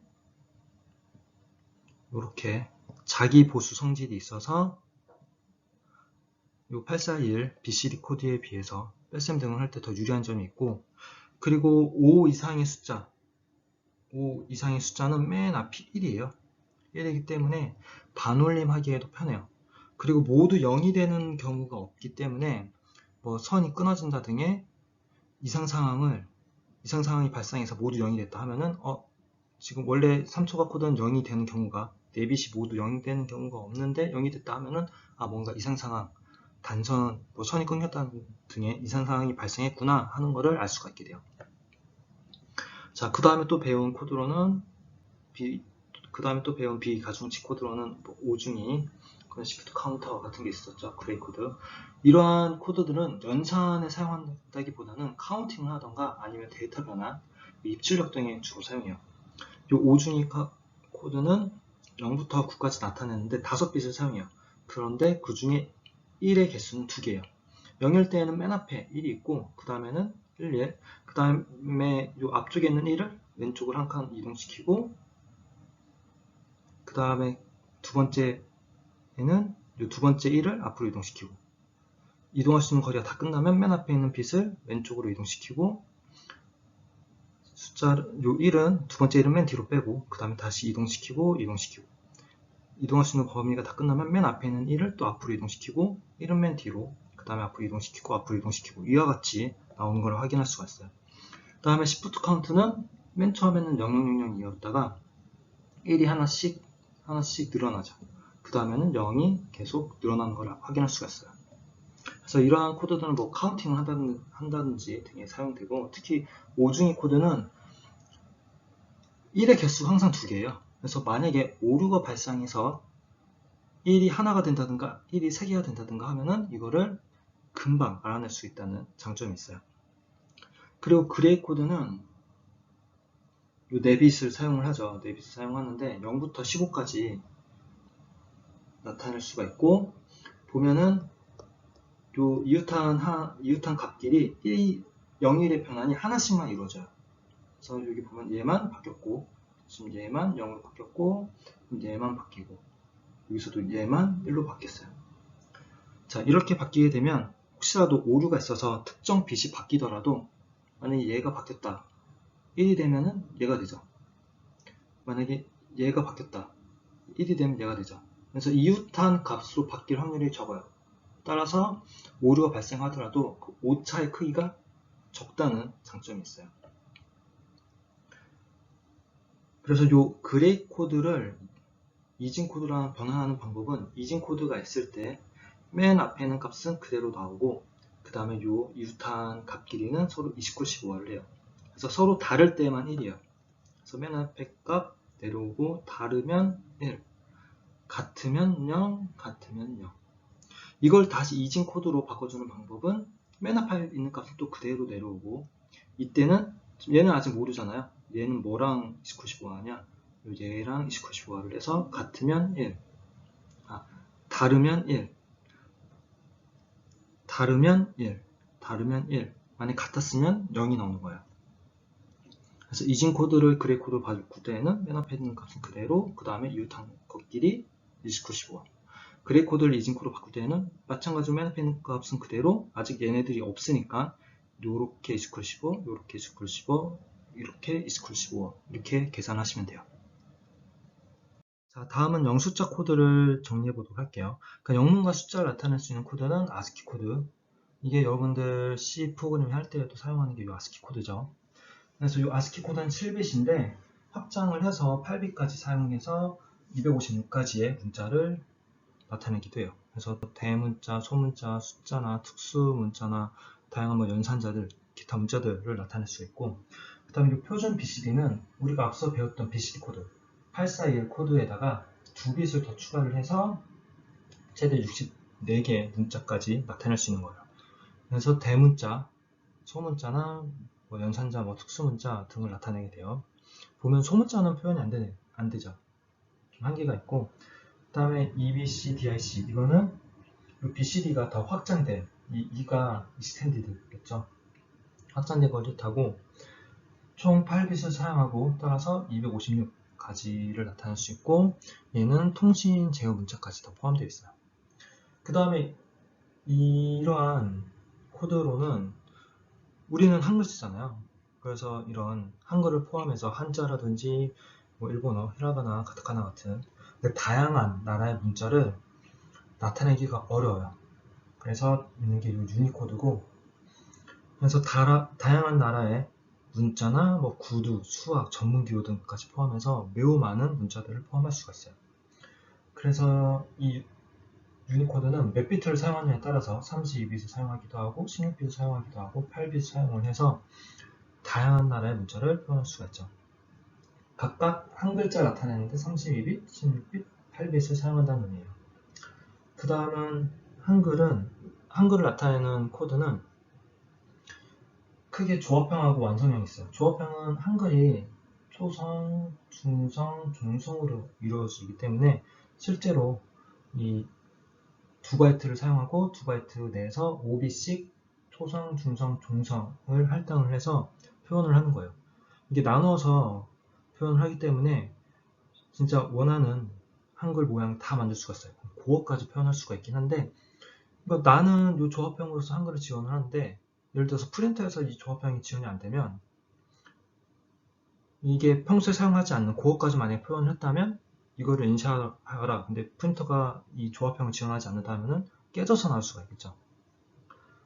이에 반해 완성형은 많이 사용하는 한글을 숫자하고 그냥 1:1 대응해 놓은 거예요. 그래서 조합형보다는 완성형이 이게 1987년도에 표준화되었고 주로 완성형을 우리는 사용하고 있죠. 그래서 이 한글 코드는 2바이트씩 필요해요. 한 바이트로는 256가지밖에 나타낼 수 없기 때문에 이 한글 글자들을 모두 표현할 수가 없어요. 그래서 기본적으로 2바이트가 필요하고, 조합형은 맨 앞에 1빛이 있고 그 다음에 5빛에서 초성, 중성, 종성이고 맨 앞에 1빛은 1로 채워져 있어요. 따라서 이게 조합형 요 한글 2바이트 문자임을 나타내요. 만약에 0으로 시작하게 되면 0으로 해서 뒤에 7빛까지 해서 아스키 코드 문자를 나타내게 되죠. 그래서 아스키 코드의 문자의 구분은 맨 앞에 1로 시작한다. 완성형 같은 경우는 2바이트인데 2바이트 각각 2바이트 내 각 한 바이트 내 각각에서 맨 앞에 부분이 다 1로 시작을 하고 있어요. 그래서 아스키 코드하고 또 구분하게 설계가 되어 있죠. 자, 마지막으로는 오류 검출 정정 코드예요. 그래서 이 페리티 비트에 대해서 먼저 배웠었죠. 그래서 홀수 개의 비트에서 오류가 발생하였는지 여부를 검출할 수 있어요. 그래서 종류가 짝수, 홀수, 페리티 비트가 있는데 이 페리티 비트까지 포함해서 1의 개수가 짝수 또는 홀수가 나오도록 만드는 거예요. 근데 보통 이 짝수 페리티 bit을 사용을 한다고 했어요. 그 이유는 짝수 페리티 bit이 훨씬 더 만들기가 더 간단해요. 그래서 페리티 bit을 생성할 때에는 데이터 비트를 모두 포함해서 익스클루시브어를 하면 짝수 페리티 bit을 만들 수가 있어요.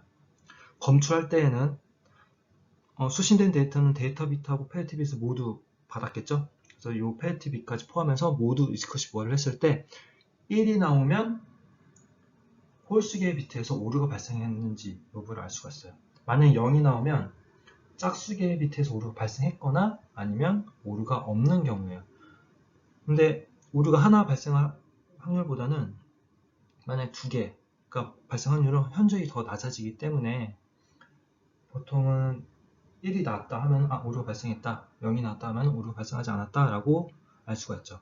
그래서 이렇게 오류가 발생한 경우에는 이 페리티 bit은 오류가 발생했는지 여부만 알 수가 있기 때문에 그 경우에는 다시 데이터를 보내라고 요청을 해야 돼요. 앞서 봤던 이 페리티 비트에 반해서 이 병렬 페리티 bit은 검출뿐만 아니라 정정까지 가능한 코드예요. 그래서 앞서 했던 방식은 데이터를 보낼 때마다 이렇게 가로 방향으로 페리티 bit을 만들었다면 이 병렬 페리티 bit은 그것을 포함하고 그 다음에 이렇게 세로 방향으로도 페리티 bit을 생성해서 이 페리티 bit으로만 생성된 값을 별도로 보내게 되죠. 그래서 오류가 만약에 발생하게 되면 페리티 bit을 검출하다가 그러니까 전체에다 익스클루시브 하는 거죠. 근데 전체에다 익스클루시브 하다가 1이 나왔다 하면은 이 데이터에서 오류가 발생하였다. 그러면 이 페리티 bit로만 구성된 얘에 대해서 또 이렇게 익스클루시브화를 해서 1이 났다. 그러면은 요 위치에서 발생했구나 라는 걸 알 수가 있어요. 그래서 얘는 어느 데이터가 오류가 발생했는지를, 그리고 얘는 그 중에서 몇 번째 빛이 오류가 발생하였는지를 알 수가 있어요. 그래서 요 병렬 페리티 빛도 한 비트 오류에 대한 정정이 가능해요. 그리고 사실상 이 페리티 빛은 불필요한 데이터죠. 데이터 전송할 때만 더 추가적으로 오류 검출 및 정정을 위해 추가되는 코드라 실제 데이터는 이 부분만 있어요. 그래서 전송효율을 따져보면 만약에 kbit 데이터를 n개씩 보내게 되면 실적인 데이터는 kn이 되고, 이 페리티 빛을 포함하면 요 각각 요 1배씩 붙죠. 그게 1배씩 붙고, 그 다음에 추가적으로 요 페리티 빛만 요 페리티 빛으로만 구성된 애를 또 보내요. 그래서 여기가 또 플러스 1이 붙죠. 그래서 전송효율은 이와 같이 계산할 수가 있어요. 앞서 봤던 병렬 페리티는 각 블록마다 한 비트 오류 정정이 가능한데 반해 이 해명 코드는 각 데이터를 보낼 때마다 오류 정정이 가능하죠. 하지만 그만큼 오류가 발생하면 조금의 데이터를 보내도 바로바로 정정이 가능하지만 그만큼 페리티 빛이 많이 붙어요.